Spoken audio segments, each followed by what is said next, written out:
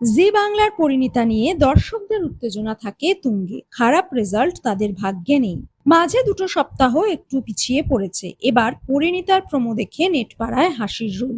গর্ভবতী পারুল, যা শুনে হতবাক রায়ান পারুল। পারুলের ধারণা রায়ান নিশ্চয়ই কিছু করেছে, তাদের বাড়ির লোকেরাও মজা করেছে। তাহলে কি ঝগড়ার আড়ালেই ভালোবাসা লুকিয়ে আছে?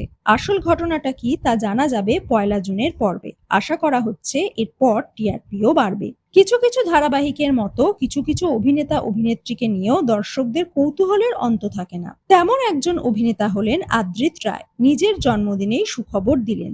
জি বাংলার হাত ধরেই ছোট পর্দায় পদার্পণ। মিঠাইয়ের সিদ্ধার্থ দর্শকদের মনে ছাপ ফেললেও মিত্তির বাড়ি কোনো ম্যাজিক করতে পারেনি। এবার তাদেরই প্রতিদ্বন্দ্বী চ্যানেল স্টার জলসায় কামব্যাক আদ্রিতের। কুমকুমের মাধ্যমেই দেখা যাবে তাকে। তার বিপরীতে নবাগতা অনুষ্কা। আজ থেকে আসন্ন সিরিয়াল কুমকুমের প্রোমো দেখা যাবে। অভিনেতা বলেন, প্রতিবার যেমন দর্শকরা তাকে ভালোবাসা দিয়েছে, এবারও তার ব্যতিক্রম হবে না। জন্মদিনে একটি ক্যাফেতে শুভাকাঙ্ক্ষীদের মাঝে পারফর্ম করলেন তিনি। বাংলা টকিজের ব্যানারে জলসায় কথা ছিল হিট। দেখা যাক কুমকুম সেই জায়গা ধরে রাখতে পারবে কিনা।